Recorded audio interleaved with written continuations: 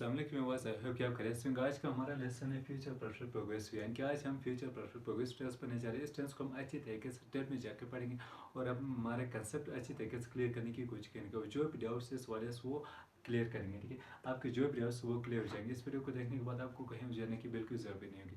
और इस आपका कंसेप्ट फिर भी समझ में नहीं आएगा तो आप मुझे कमेंट करें, मैं आपके जो भी क्वेश्चन है उसको मैं आंसर दूंगा। कमेंट करें और फिर भी नहीं हुई तो आप बता दें कमेंट सेक्शन में कि सर मैं इसके ऊपर वीडियो चाहिए, मैं आपके लिए वीडियो भी बना के लेके आऊँगा। सबने वीडियो में एंड तक बने रहना है ताकि आपका कंसेप्ट अच्छे तरीके से क्लियर हो future perfect progress tense college से। अब देखो फ्यूचर परफेक्ट प्रोग्रेस टेंस क्या होता है। दस प्रोग्रेस का मतलब क्या है, जारी, यानी कि प्रोग्रेस को या फ्यूचर परफेक्ट कंटिन्यूस को एक ही बात है, ठीक है। कंटिन्यूस का मतलब है जारी। तो जहाँ कहीं पे भी लफ्ज़ जारी की बात हो प्रोग्रेस को, तो वहाँ पे मैंने आपको पहले बताया कि वर्ब की फोर्स फॉर्म यूज़ करनी है। कौन सा फॉर्म यूज़ करनी है? Force form of the verb use करनी है, ठीक है। तो यहाँ पे हम वर्ब की फोर्स फॉर्म यूज़ करेंगे एक, एंड वर्ब की फर्स्ट फॉर्म के साथ हमने आईएनजी वाली आईएनजी लगानी, यानी कि आईएनजी वाली फॉर्म हम यहाँ पे यूज़ करेंगे, ठीक है। नेक्स्ट यहाँ पे देखो नोट नोट पे मैंने क्या लिखा, we use force form of the tense के अंदर हम force form of the use करेंगे। We use will have been और shall have been as an example. इस टेंस के अंदर हम विल हैव बीन या shall have been as a auxiliary use करेंगे। ऑक्सिलरी वर्ब का मतलब है हेल्पिंग वर्ब। क्या हेल्पिंग वर्ब? हेल्पिंग वर्ब हम as a shall have been या विल हैव बीन हम यूज करेंगे, ठीक है। नेक्स्ट यहाँ पे देखो वी यूज सेंस और फॉर इन दिस टेंस। इस टेंस के अंदर हम सेंस और फॉर का यूज करेंगे। अब देखो सेंस का यूज कब करना है और फॉर का यूज हमने कब करना है। सेंस का यूज आपने तब करना है जब आपको एग्जैक्ट टाइम का पता हो। एग्जैक्ट टाइम का पता हो उस समय आपने सेंस का यूज करना है, और जब आपको एग्जैक्ट टाइम का पता ना हो उस समय आप फॉर का यूज करें। जैसे कि मैं कहता हूँ कि वो 2 सालों से पढ़ा रहा था, या वो 2 सालों से पढ़ा रहा है। अब वो 2 सालों से पढ़ा रहा है, कौन से 2 सालों से पढ़ा रहा है हमें पता चलता है? नहीं पता चलता। आप फॉर का यूज करोगे। मैं कहता हूँ कि वो 3 घंटों से खेल रहा है, कौन से 3 घंटे पता नहीं चलता, फार के यूज करेंगे। मैं कहता हूँ कि वो 2 हफ्तों से लंदन जा रहा है, 2 हफ्ते कौन से 2 हफ्ते पता नहीं चलता, हम फार के यूज करेंगे। वो 3 महीनों से गाँव जा रहा है, 3 महीने कौन से 3 महीने पता नहीं चलता, हम फार का यूज करेंगे। अब मैं कहता हूँ कि वो 1992 से क्रिकेट खेल रहा है। अब हमें एग्जैक्ट टाइम को पता चला ना, 1992 एग्जैक्ट टाइम है, तो ये इस टाइम हम सेंस का यूज करेंगे। इसी तरह मैं कहता हूँ कि वो 2017 से अंग्रेजी पढ़ा रहे हैं। अब 2017 हमें एग्जैक्ट टाइम का पता चलता है, ठीक है। 2017 एग्जैक्ट टाइम हमें पता चलता है। इस टाइम हम सेंस का यूज़ करेंगे। किस चीज़ का यूज़ करेंगे? हम सेंस का यूज़ करेंगे यहाँ पे। इससे तो मैं कहते हैं कि वो सुबह से अंग्रेजी पढ़ा रहा है या वो सुबह से सबक पढ़ रहा है। अब सुबह एक ही सुबह होती है, इस टाइम हम सेंस का यूज़ करेंगे। किसका यूज़ करेंगे? सेंस का यूज़ करेंगे। यानी कि जहाँ पे हमें एग्जैक्ट टाइम का पता चले उस समय सेंस का यूज़ करना है, और जहाँ पे हमें एग्जैक्ट टाइम का पता ना चले उस टाइम हमने फॉर का यूज़ करना है। आई होप यहाँ तक आपको क्लियर, यहाँ तक कंसेप्ट आपका क्लियर होगा।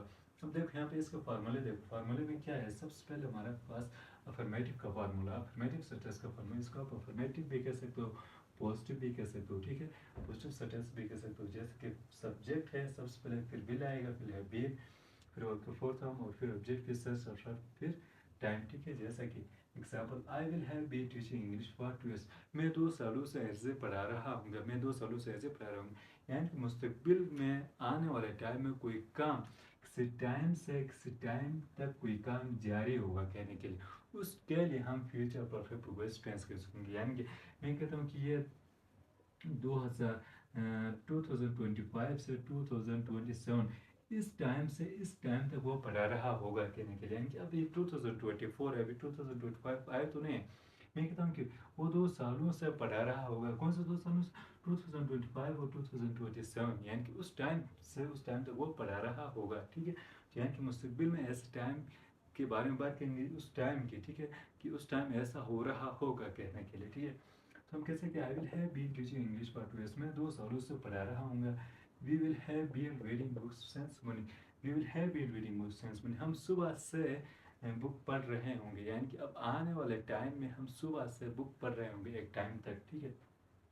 ये हो गया हमारा अफर्मेटिव सेंटेंस। अब इसका नेगेटिव में क्या है, सब्जेक्ट आएगा, फिर विल नॉट है प्लस यहाँ पे है बीन है, ठीक है। यहाँ पे बीन है plus verb form plus object plus sense of plus time negative sentence के लिए। इसका नेगेटिव क्या है, I will not have been teaching English for 2 years। मैं 2 सालों से ऐसे नहीं पढ़ा रहा हूँ। We will not have been reading books since morning. हम सुबह से बुक नहीं पढ़ रहे होंगे, ठीक है। फिर इंट्रोगेटिव, इंट्रोगेटिव में क्या किया जाता है, यानी कि सवाल पूछा जाता है। इंट्रोगेटिव सेंटेंस में हमेशा आपको पता है कि जो ऑक्सिलरी वर्ब होता है, जो हेल्प वर्ब होता है, वो सेंटेंस के शुरू में आता है। तो हेल्प होगा विल, फिर सब्जेक्ट, फिर है, फिर भी verb form plus object plus sense of plus time. जैसा कि will I have been teaching English for 2 years। क्या मैं 2 सालों से ऐसे पढ़ा रहा हूँ, ठीक है। इसी तरह will we have been reading books since morning. क्या हम सुबह से बुक पढ़ रहे होंगे, ठीक है।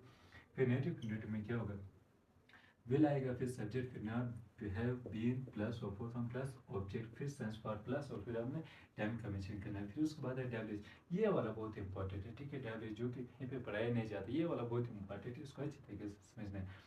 देखो डब्ल्यू एच के बाद हमेशा विल आएगा।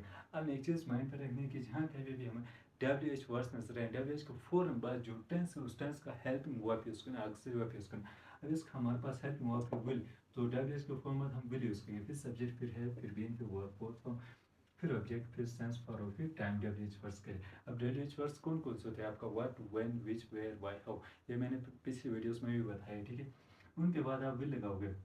एग्जाम्पल देखो, where will Aslam have been walking for 2 hours, where will have Aslam been walking for 2 hours, Aslam 2 घंटों से कहाँ वर्क कर रहा होगा, ठीक है। तो इस आपने समझना है, ठीक है। यानी कि डब्ल्यू एच के बाद क्या आएगा, विल आएगा, फिर आपका सब्जेक्ट है, फिर है, फिर भी डब्ल्यू एच कौन कौन से हो गए आपके, what, when, which, where, why, how, who, ये सारे हमारे क्या कहलाते हैं, डब्ल्यू एच वर्ड्स कहलाते हैं, ठीक है। इनके बाद हमेशा विल आएगा, ठीक है। अब इंट्रोगेटिव और डब्ल्यू एच का यूज़ कब करना है, देखो ये और ये सेम है, इस देर भी क्वेश्चन किया जाए तो इधर भी क्वेश्चन किया जाता है। जी हाँ, अगर आपका जो क्वेश्चन है उस क्वेश्चन का आपका आंसर येस और नो में मिले, मैं कहता हूँ क्या आपने मोबाइल खरीदा, आप जवाब दोगे, अगर खरीदा तो हाँ, नहीं खरीदा तो ना जवाब दोगे, उस टाइम आप इंट्रोगेटिव वाले फॉर्मूले यूज़ करोगे। मैं कहता हूँ कि आपने स्कूल कब जाना है, आपने स्कूल कब, अभी इसका जवाब येस और नो में नहीं दे सकते हो, ठीक है। इसका जवाब दोगे कि मैंने स्कूल तब जाना, मैं स्कूल उस वक्त जाऊँगा, ठीक है। इससे आप कह सकते हो, तो उस टाइम आपने डब्ल्यू एच वर्ड्स का यूज़ करना है, ठीक है। यानी कि जो क्वेश्चन है उसका आंसर येस और नो में मिले, आंसर येस और नो मिले, उस टाइम आप इंट्रोगेटिव या इनोवेटिव नेगेटिव का फार्मूला यूज़ करोगे। क्वेश्चन का आंसर येस और नो में नहीं मिले, उस समय आप डब्ल्यू एच वर्ड्स का यूज़ करना है, ठीक है। तो ये हमारा था future perfect progress stress. I hope कि आपको अच्छी तरीके से क्लियर सर्च में आएगा। फिर भी आपके कोई क्वेश्चन है, कोई कन्फ्यूजन यहाँ पे रहती है, तो आप मुझे कमेंट में बता दें, मैं आपको आंसर दूंगा। और फिर वीडियो अच्छी लगी तो वीडियो को लाजमी लाइक करें, और आप हमारे चैनल पर फर्स्ट टाइम आए हो तो चैनल को लाजमी सब्सक्राइब कर लें, ताकि हमारी अच्छी इन्फॉर्मेटिव वीडियो सबसे पहले आप तक पहुँच सके और आपसे कोई भी वीडियो मिस ना हो। Thank you very much.